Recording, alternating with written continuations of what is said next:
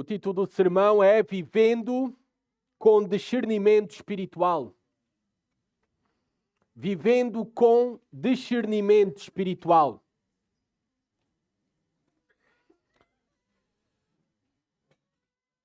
De tempos em tempos, e eu sei disso porque tenho alguém assim lá em casa, de tempos em tempos, quem usa óculos necessita de substituir as lentes, a graduação dos mesmos.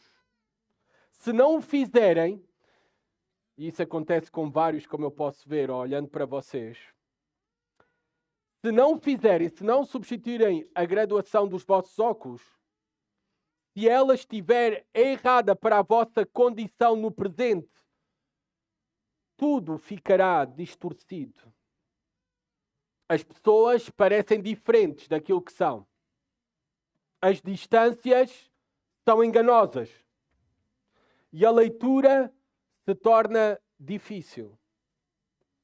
Satanás e o mundo, o sistema instalado por Satanás, desde o Éden, desde o início, eles oferecem muitas lentes.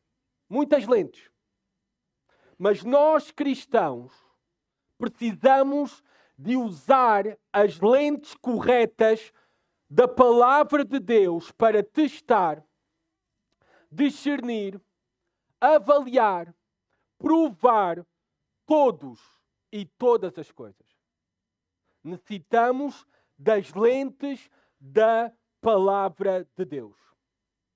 Na próxima semana, nos dias 4 a 6 de março, irá decorrer a conferência Shepherd, uma conferência para pastor com mais de 40 anos. Uma conferência que foi iniciada pelo ministério do pastor John MacArthur, ali na Grace Community Church, a igreja onde agora o nosso, bem conhecido pela maioria de nós, irmão Mauro Cadete, é membro e está a estudar ali no seminário que foi fundado por esta igreja. Esta conferência na próxima semana, Shepherd, será a primeira que não contará com o pastor John MacArthur, porque ele partiu para a glória no verão do ano passado. Eu devo confessar que eu tenho saudades dele. Ele foi uma voz que em tempos de dúvidas, em tempos de negação, em tempos de distorção, em tempos de concessões, em tempos de relativismos, permaneceu firme, uma voz clara e inabalável em ensinar e proteger a verdade. Nos dias de hoje, tais vozes, como eram a voz do pastor John MacArthur, são uma grande raridade. Qual a razão? Porque nós vemos muita falta de discernimento na igreja hoje em dia. Falando de modo geral, obviamente. E esta falta de discernimento, ela começa nos púlpitos. Ela começa no ensino. Discernimento, esta palavra, vocês sabem o que é que significa. É uma palavra que vem do latim, uma palavra composta pela palavra separar e distinguir. Literalmente, a palavra discernimento significa separar para distinguir. Ou seja, discernir é analisar algo com cuidado para perceber as diferenças que não são assim tão óbvias. É a habilidade de discernir, é a habilidade de separar o que parece igual, mas não é. O pastor John MacArthur, enquanto permaneceu vivo no seu ministério, ele dava importância ao discernimento e se levantou como uma voz profética sobre a necessidade de discernimento espiritual na Igreja de Cristo. E eu passo a citar nas suas palavras esta exortação dele nesse sentido. O maior problema na igreja hoje é a ausência de discernimento. A falta de discernimento é o maior problema entre o povo cristão. Pessoas tomam más decisões. Pessoas aceitam o ensino errado.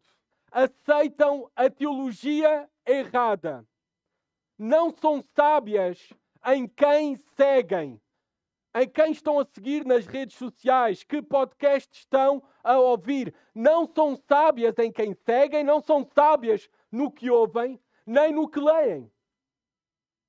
O pastor John MacArthur colocava o discernimento como prioridade máxima para os cristãos, afirmando que não há prioridade maior fora de evangelizar do que afiar o discernimento espiritual.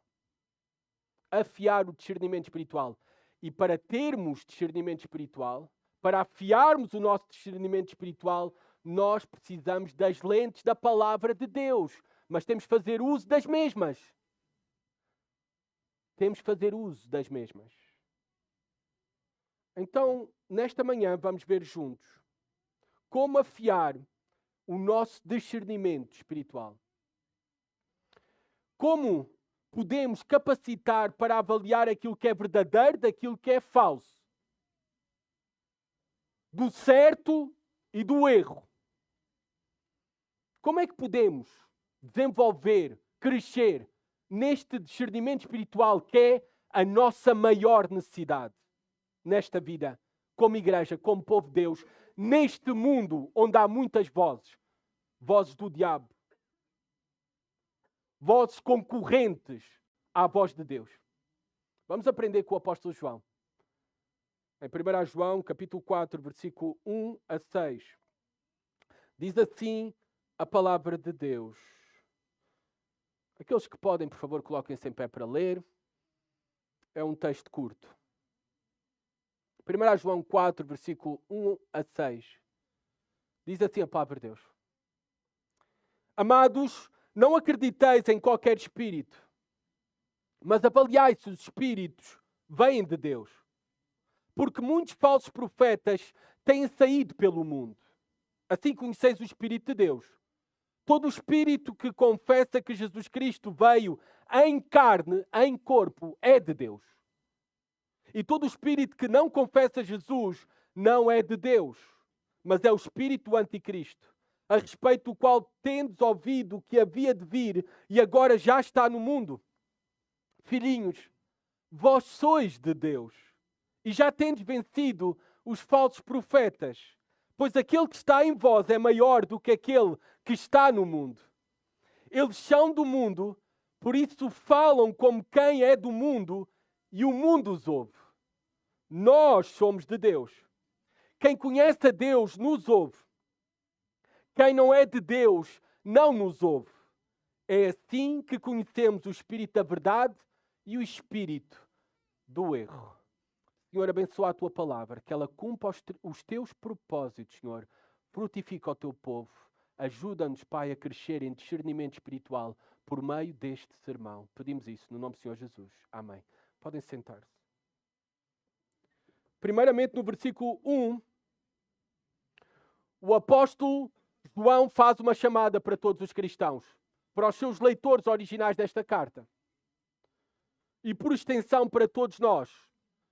Todo cristão, todos os cristãos são chamados a viver com discernimento. Reparem como ele coloca isto nestas palavras. Versículo 1.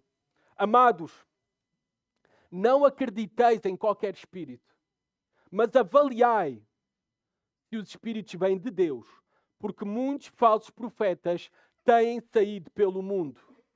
Não acrediteis, não confieis, não creiais em qualquer espírito. Nós sabemos que o apóstolo João está a usar aqui espírito. Ele já tinha falado do Espírito Santo. Ele já tinha falado do espírito anticristo. O espírito que se opõe a Deus, que se coloca no lugar de Deus. Este espírito só é visível e materializado em instrumentos humanos. Deus tem os seus instrumentos que tem o Espírito de Deus, o diabo também tem os seus instrumentos, que tem o espírito do maligno. O espírito que se opõe a Deus. O espírito que se coloca no lugar de Deus. Todo o contexto aqui da carta de 1 João, nós sabemos que os espíritos aqui, sim, vêm de maligno, têm como fonte o mal, o maligno, o diabo, mas são materializados, são visíveis, são conhecidos e são audíveis por meio de instrumentos humanos. Quem são os falsos mestres? Os falsos pastores. Os falsos pregadores. É por isso que adverte aqui o apóstolo João. Não acrediteis, não confieis em qualquer espírito. Pelo modo como ele coloca isto, parece que alguns estavam a acreditar. Sabemos que o espírito aqui, então, se refere a esta essência diabólica. Àqueles que transmitem uma mensagem diabólica. Uma mensagem de erro. Os agentes do diabo que estavam infiltrados dentro da igreja. Sempre o maior perigo para a igreja não veio de fora, mas de dentro. Dos agentes infiltrados dentro da igreja. Os falsos irmãos. Os falsos pastores. Os falsos mestres que disseminam o erro, o engano diabólico, que negam a Cristo e fazem muitos caminhar rumo à condenação eterna. O apóstolo João diz, avaliem, mas avaliai. Ou a palavra até talvez na tua tradução é provem, provar, testar. Esta é uma das palavras-chave neste versículo, nesta porção, neste texto. Nós devemos testar. Nós devemos provar.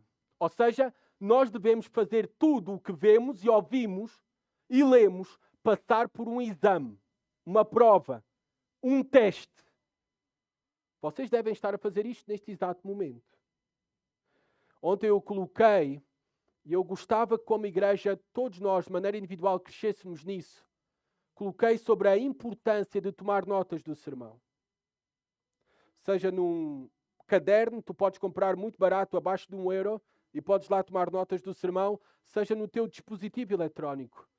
Para acompanhar aquilo que está a ser ensinado, para tomares nota, para depois poderes avaliar, testar, examinar se de facto está de acordo às Escrituras, à palavra de Deus. Como é que tu avalias um mestre e um pregador da palavra?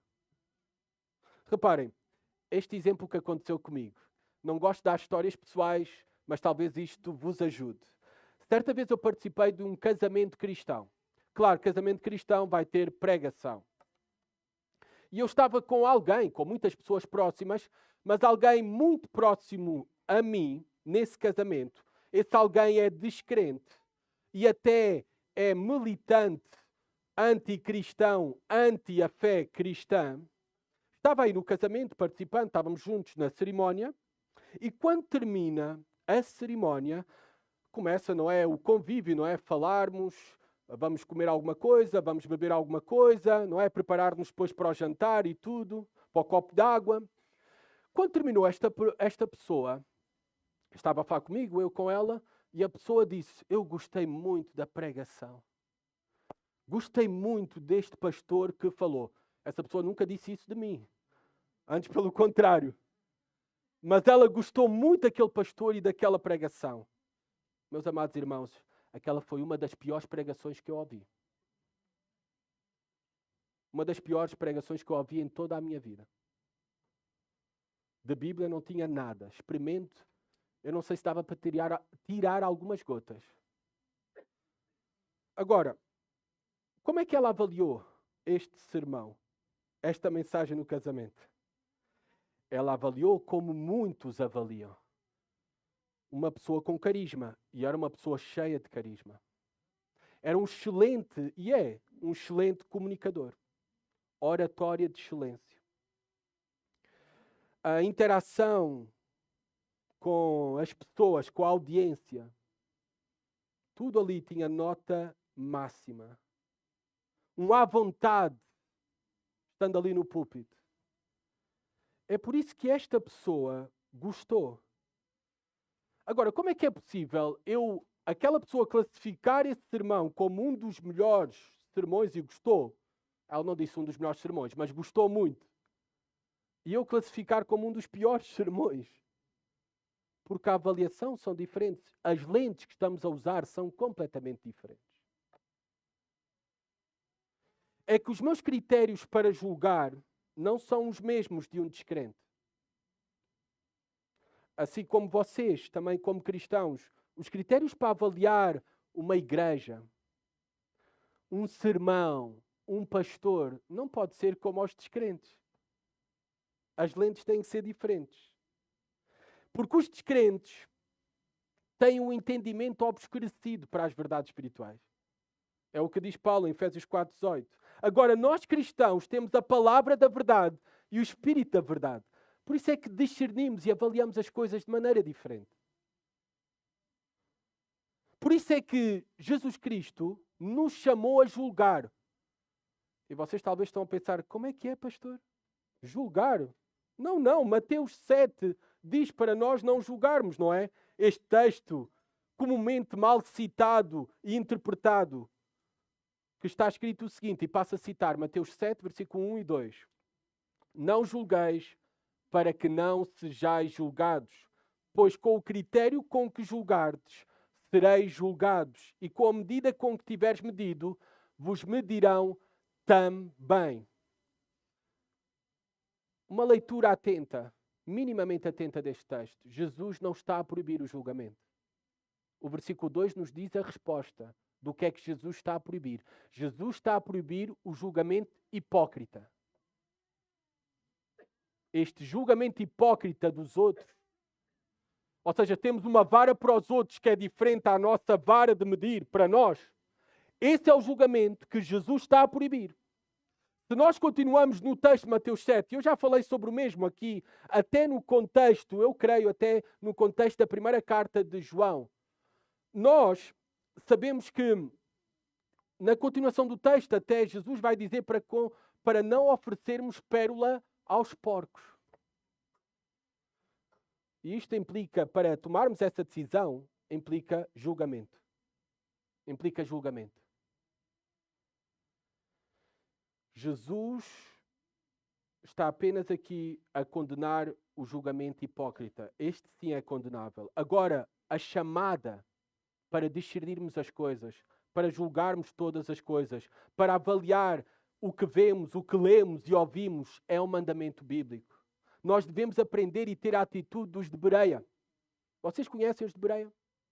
Deixem-me só ler, não têm que abrir, mas para aqueles que estão a tomar notas, Atos 17:11.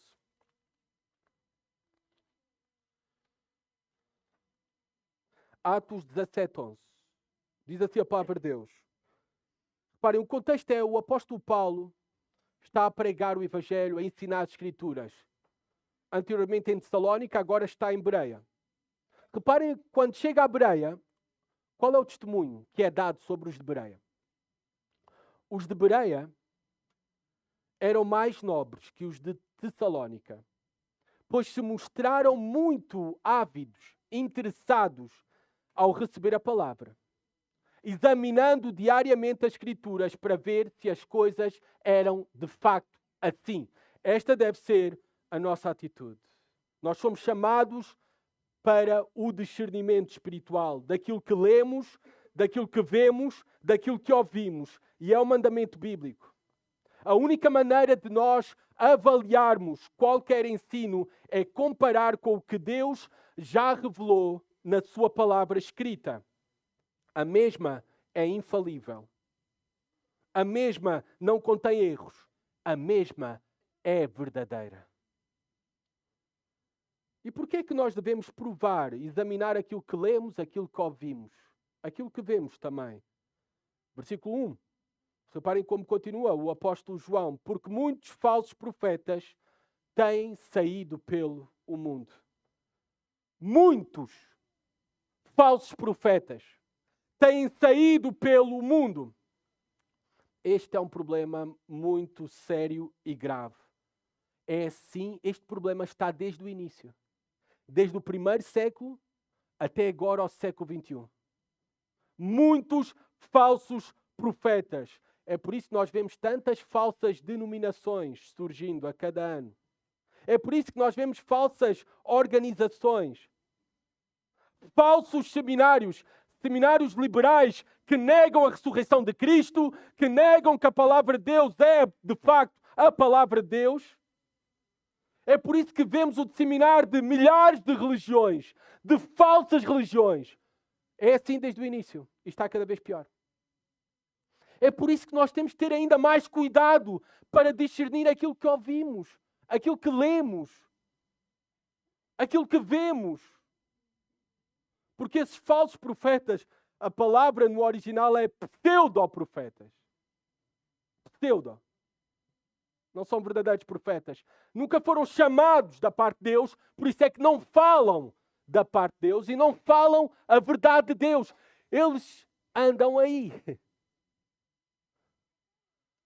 E agora é mais perigoso porque não é apenas o facto de nós irmos a eles vêm até nós, até de uma maneira inocente, inesperada. Entram pelos nossos dispositivos na internet, nas redes sociais, os falsos mestres e o falso ensino. E o povo de Deus, como não tem discernimento e não está a crescer no conhecimento e no estudo sério da palavra, bebe e come tudo. E o seu cristianismo é uma mistura de misticismo, de secretismo. O evangelho é distorcido. Porque não tem discernimento. Porque não avalia tudo de acordo à palavra de Deus. Avalia porque soa bonito. Que frase tão bonita. Prega o evangelho. Se necessário, usa palavras. Que frase tão linda.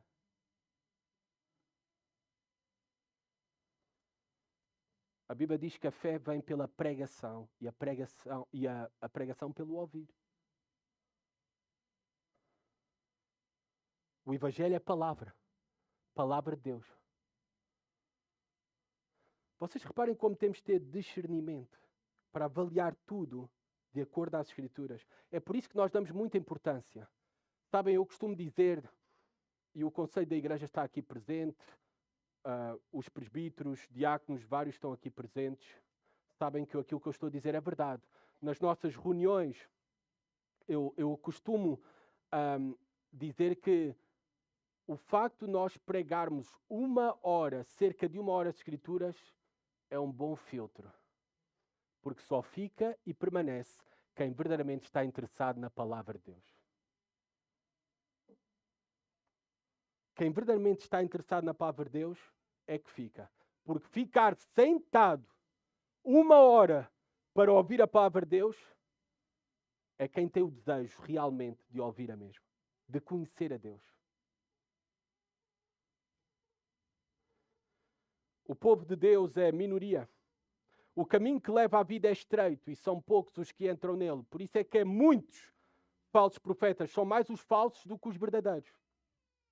É por isso que há uma elevada probabilidade de tropeçares com um falso profeta ou um falso ensino. Porque não apenas eles vêm a ti, mas sem querer tu podes ir até eles. Hoje através da internet e redes sociais, como eu já disse. Eles sempre estiveram presentes no início e eles sempre vão continuar. A verdade cristã sempre teve e sempre terá vozes concorrentes. Há vozes enviadas por Deus, mas realmente a maioria das vozes neste mundo não são enviadas por Deus. São enviadas pelo diabo. A tática preferida e mais eficaz do diabo, sabem qual é? Não é uma oposição aberta. É lançar confusão no meio da igreja, no meio do povo de Deus. Essa é a tática preferida. É a tática do cavalo de Troia. E ela surge através do falso ensino. Ela surge através da negação escancarada da verdade bíblica, mas até há uma forma mais subtil, e eu diria mais eficaz, que o diabo usa, que é a mistura da verdade com o erro. Mas isso não nos deve admirar, porque até o próprio diabo se disfarça de anjo de luz. A aparência de piedade, a aparência de verdade, mas a única coisa que é a introdução subtil de falso ensino, um falso evangelho. que provoca uma grande destruição. Que testes então, rapidamente, que testes devemos fazer para determinar e distinguir aquilo que é verdadeiro do falso, o certo do errado? Por favor, guardem estes testes. O apóstolo João nos vai ajudar a afiar o nosso discernimento espiritual. O primeiro é o teste teológico. Ou, se quer ser mais específico, o teste cristológico sobre a pessoa e obra de Jesus Cristo. Do versículo 2 ao versículo 3, o teste teológico é o primeiro teste para provar os espíritos, para provar quem é de Deus e quem não é de Deus. Quem é um verdadeiro profeta e quem é um falso profeta. O que é verdadeiro ensino e o que é falso ensino. Reparem, assim conheceis o Espírito de Deus. Todo o Espírito que confessa que Jesus Cristo veio em carne é de Deus. Ou pode ser também traduzido em corpo. Todo o Espírito que confessa que Jesus de facto se fez homem. O próprio Deus se encarnou. Quem confessa isso, quem declara isso, quem reconhece isso, ele vem de Deus. Porquê? Porque naquele contexto em que estava o apóstolo João, uma das características dos falsos mestres daquele tempo é que estavam a negar a humanidade de Jesus Cristo. Ele de facto era humano. Nós já falámos sobre isso ao longo do estudo da primeira carta de João. Falámos daquelas que foram as primeiras sementes do gnosticismo, em que a matéria é má. A alma é boa, a matéria é má, por isso é impossível que Cristo, de facto, tenha existido, vivido, morto em carne. É impossível isso, porque a matéria é má. Deus não se iria fazer em matéria má. Ou também o docetismo, nós falámos, não é? Do docetismo. Que é isso, esse nome tão complicado? Eles acreditavam, afirmavam que Jesus somente tinha aparência humana, mas nunca realmente assumiu a nossa carne. Apenas era aparência, mas não era de facto homem. Esta era uma ameaça real à verdade de Deus, à verdade sobre a pessoa e obra de Jesus Cristo. É por isso que na sua segunda carta, que nós também recentemente já estudámos, a segunda carta de João, no versículo 7 ele advertiu: muitos enganadores têm saído pelo mundo, os falsos profetas, os falsos mestres, os quais não confessam que Jesus Cristo veio em carne, em corpo. Este é o enganador e o anticristo. Por que é tão importante nós crermos que Jesus Cristo é de facto Deus, mas também é de facto homem? Verdadeiramente Deus e verdadeiramente homem. Eu vou repetir, e eu sei que vai soar repetido às vezes os meus sermões na primeira carta de João, mas eu apenas estou a repetir aquilo que o apóstolo João repete na sua primeira carta. Apenas estou a encarnar o espírito do apóstolo João. E nós damos importância à repetição. Qual o problema de negarmos a humanidade de Jesus? O problema é que se nós não cremos na humanidade de Jesus, então nós não o podemos ter como Cristo. Nós não o podemos ter como nosso Salvador dos nossos pecados. Nós não podemos celebrar a ceia do Senhor. Não podemos. Celebrar o perdão dos nossos pecados como se Ele não foi homem. Porque se Ele não se fez homem, Ele não pode ter sido o nosso representante. Se Ele não se fez homem, Ele não pode ter sido o nosso mediador entre Deus e os homens. Se Ele não foi homem e foi só aparência humana, Ele não pôde ter derramado sangue para a propiciação dos nossos pecados.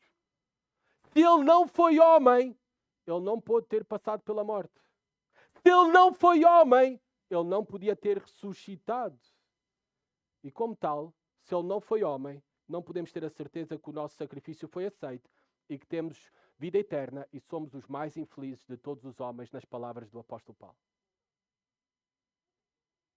É essencial não negar a divindade de Jesus, como fazem, por exemplo, as testemunhas de Jeová, os mórmons, os muçulmanos e por aí fora, os judeus que negam a divindade de Jesus, que dizem que ele foi um ser criado, um homem, um profeta bom, um mestre. Nós não devemos negar a divindade. Ele é realmente o próprio Deus, a segunda pessoa da Trindade. mas também não podemos negar a sua humanidade. E era um dos problemas que estava presente e que o apóstolo João combate aqui. A negação da humanidade de Jesus. Porque em ambos os casos, negar a divindade ou a humanidade de Jesus é negar quem verdadeiramente é Jesus. Ele é o verdadeiro Deus e o verdadeiro homem. Isso é fundamental. Nós queremos afirmarmos. E reparem o que diz o apóstolo João, versículo 3. E todo o espírito que não confessa Jesus não é de Deus, mas é o espírito anticristo, a respeito do qual tendes ouvido que havia de vir e agora já está no mundo. O apóstolo João já falou do anticristo. Há um anticristo derradeiro ainda que está por vir. Anticristo é esta palavra que se opõe a Cristo ou que se coloca no lugar de Cristo, mas o seu espírito, o espírito que se opõe a Jesus Cristo, a Deus, à verdade de Deus, que se coloca no lugar da verdade, distorce, cria confusão sobre quem é Deus, sobre quem é Jesus Cristo, já está presente em muitos falsos mestres, em muitos anticristos, que negam quem verdadeiramente é Cristo. Negam a pessoa e negam a obra de Jesus Cristo. Todo aquele que distorce, nega ou diminui a pessoa de Jesus Cristo é descendente do diabo. Nas palavras do apóstolo João aqui, tem o espírito do anticristo. O mesmo espírito. Porque é o espírito maligno. Pertence ao maligno. Sabe o que é que nós aprendemos aqui, neste teste teológico, cristológico? Teologia importa. Eu sei que os adolescentes e os jovens, não aqui da Igreja Batista da Ramada, isto não acontece. Eu estou a dizer sempre as minhas aplicações gerais, não específicas para aqui, para o nosso contexto. Eu sei que eles acham a teologia enfadonha, uma seca. Mas só, vocês veem a importância, a teologia importa, cristologia importa, soteriologia importa, teologia própria importa, estudar a Bíblia importa. É por isso que os nossos encontros de adolescentes e de jovens nós estudamos a Bíblia. Se tu queres que os teus filhos se divirtam, tens que escolher outro lugar. Não é aqui. É outro lugar. Há muito melhor oferta em outros lugares. Aqui, a nossa prioridade vai ser ensinar a Bíblia, estudar teologia. É isso que produz vida. É isso que salvará a alma das novas gerações. É isso que levantará uma nova geração de cristãos que irá também defender e morrer pela verdade. E que vai entregar nos anos seguintes o verdadeiro Evangelho. Essa é a nossa prioridade. Mas também vocês se vão divertir aqui, tá bom? Também se vão divertir. Segundo teste, versículo 4 e 5. O teste da origem. O teste da origem. Filhinhos, vós sois de Deus e já tendes vencido os falsos profetas. Pois aquele que está em vós é maior do que aquele que está no mundo. Eles são do mundo, por isso falam como quem é do mundo. E o mundo os ouve. Agora é o teste da origem, ou pelo menos eu chamei assim. Porque o apóstolo João está-nos a ajudar a discernir quem é de Deus, porque tem a vida de Deus, e quem não tem. E isso se vê também na audiência. Aqueles que são de Deus, ouvem aqueles que são de Deus. Quem não é de Deus, não vai ouvir aqueles que são de Deus. É o teste da origem. Bem, como é que ele coloca isto em palavras? Primeiramente, no versículo 4, é uma declaração de grande conforto, de grande consolo e de grande segurança para nós. Reparem, filhinhos, vós sois de Deus. Repetidas vezes, ele traz isto à memória ao longo da carta. Vocês já são filhos de Deus. Vocês pertencem a Deus. Vós sois de Deus. Porque têm o Espírito de Deus. Porque andam na verdade. Porque amam a Deus e amam os irmãos. Porque praticam a justiça. Porque obedecem aos mandamentos de Deus. Não perfeitamente. É por isso que têm uma vida marcada pela confissão de pecado também. Todas essas marcas, João está a dizer, ele já deu. É por isso que ele afirma aqui. Vocês têm essas marcas, vocês são de facto de Deus. São filhos de Deus. Essa é a vossa origem. É por isso que aquele que é filho de Deus e tem o Espírito de Deus e tem a verdade, conhece a verdade, ele já venceu os falsos profetas.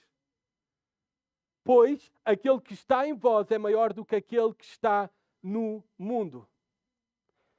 Como é que nós já temos vencido os falsos profetas se eles estão aí proliferando? Eles enganam aqueles que não são de Deus. É esses que enganam. Aqueles que são de Deus e que conhecem a verdade não são enganados por eles. É por isso que vários de vocês, estou a lembrar-me disto agora porque estou a olhar para vocês, saíram de falsas igrejas. Porque já temos conversado sobre isso, pessoalmente. E vieram até nossa. Vocês não permaneceram debaixo de falso ensino e debaixo de falsos mestres. Sabem porquê? Porque vocês pertencem a Deus. E vocês querem ouvir a voz de Deus. É por isso que hoje em dia nós vemos movimentos de pessoas a sair de falsas igrejas para igrejas onde se ensina a palavra de facto, a palavra de Deus, a verdade. Porque estão sedentas, o povo de Deus, os eleitos que o Senhor tem espalhados, estão sedentos por ouvir a palavra de Deus. Estão cansados de coaching. Estão cansados disso. Estão cansados de psicologia no púlpito. Estão cansados disto. Querem ouvir a voz de Deus, porque Jesus Cristo disse que as minhas ovelhas ouvirão a minha voz.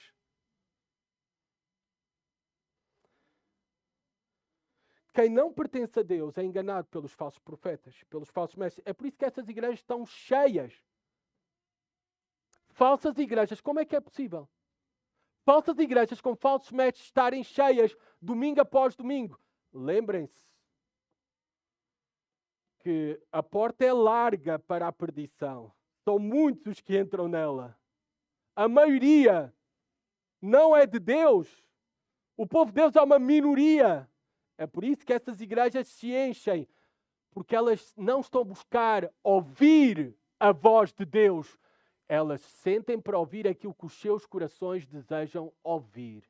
E como os seus corações não têm nenhum interesse por Deus e pela verdade de Deus, é por isso que continuam a ir lá. E vão continuar. Já falámos sobre isso. É nesse sentido que o apóstolo João diz que aqueles que são de Deus já têm vencido os falsos profetas, porque é verdade que um cristão pode ter dúvidas sobre várias coisas na Bíblia. Eu tenho dúvidas sobre várias coisas na Bíblia. Um cristão verdadeiro pode ter, mas em relação àquelas que são os fundamentos da fé cristã, o Evangelho, em relação à pessoa e obra de Cristo, um verdadeiro cristão não tem dúvidas. Porque nós não podemos nascer de novo sem crer no Evangelho de Jesus Cristo. Nós não podemos ter a certeza da nossa salvação se não temos comunhão com Deus, continuando a crer nele e na verdade de Deus e em quem é Cristo. Verdadeiros cristãos já têm a salvação, já têm comunhão com Deus.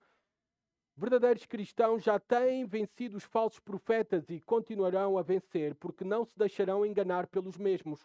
Quando esses diminuírem a pessoa e obra de Jesus Cristo, quando quiserem colocar qualquer falso ensino, serão rejeitados, porque verdadeiros cristãos têm o Espírito de Deus para os preservar na verdade. É por isso que o apóstolo João diz: aquele que está em vós é maior do que aquele que está no mundo. O Espírito Santo que está nos verdadeiros filhos de Deus nos guardará dos ataques e enganos do diabo. É o Espírito Santo quem nos fará perseverar na verdade. É o Espírito Santo que nos guiará a toda a verdade e nos vai fazer perseverar na verdade.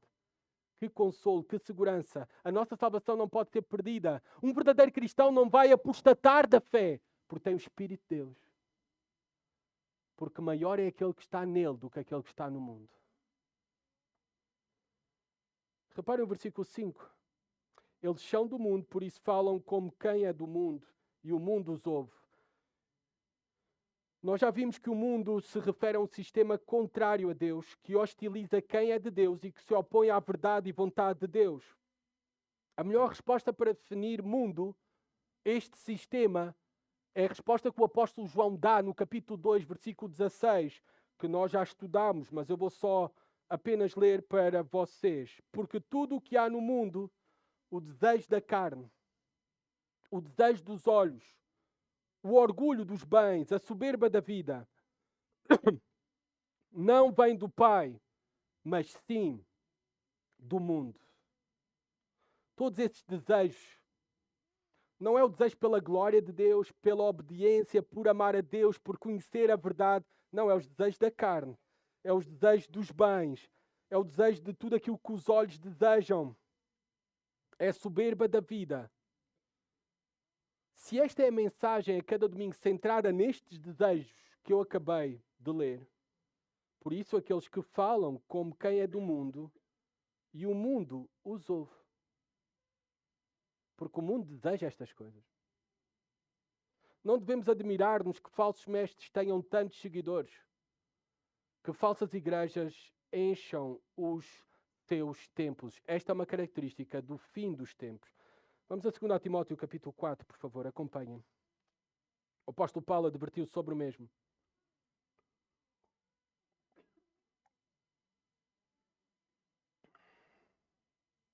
2 Timóteo capítulo 4, versículo 3 e 4.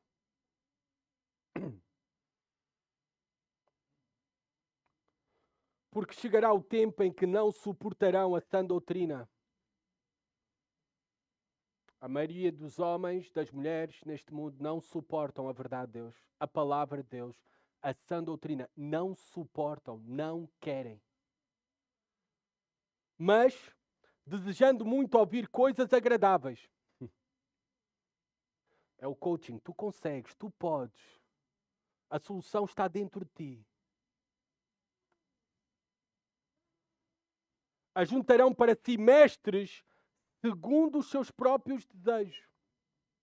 E não só desviarão os ouvidos da verdade, mas se voltarão para as fábulas. Tu, porém, sê sóbrio. Sóbrio. O teste da origem. O teste da origem. Aqueles que são Deus e aqueles que não são Deus. Os que são Deus ouvem a Deus. Os que não são Deus não têm interesse pelas coisas de Deus. Último teste, versículo 6. O teste da autoridade. Quem é a autoridade para aquela pessoa que tu estás a ouvir? Em que nome essa pessoa está a falar? Qual é a sua fonte de autoridade quando fala? É o teste da autoridade. Vimos primeiramente, então, nós vimos o teste teológico, o teste teológico, ou cristológico, para ser mais específico, o teste da origem e agora o teste da autoridade. Diz assim o versículo 6, nós somos de Deus, quem conhece a Deus nos ouve, quem não é de Deus não nos ouve. É assim que conhecemos o espírito da verdade e o espírito do erro. Nós somos de Deus, quem conhece a Deus nos ouve. A quem é que o apóstolo João se refere? Especificamente ele está-se a referir aos apóstolos. Quem conhece a Deus nos ouve, ele sendo apóstolo. Aqueles que foram escritores da Bíblia, Novo Testamento. Aqueles que são o fundamento da doutrina da igreja. O apóstolo Paulo, não tem que abrir, mas em Efésios 2, 20 diz que nós fomos edificados sobre o fundamento dos apóstolos e dos profetas. Antigo Testamento e Novo Testamento. A fonte da autoridade é a Bíblia, toda a Escritura de Deus. Sendo o próprio Cristo Jesus a principal pedra angular. Quem não tem o Espírito de Deus, quem não nasceu de novo, quem não é filho de Deus, ainda não tem a semente divina no seu coração. É por isso que não deseja ouvir os mestres, os profetas verdadeiros, começando pelos apóstolos, que foram o fundamento, e por consequência também não desejam ouvir todos aqueles que ensinam e pregam com fidelidade o ensino dos apóstolos. O ensino que eles receberam do próprio Cristo. A igreja é fundamentada na doutrina dos apóstolos. É por isso que nos podíamos chamar igreja apostólica. É correto.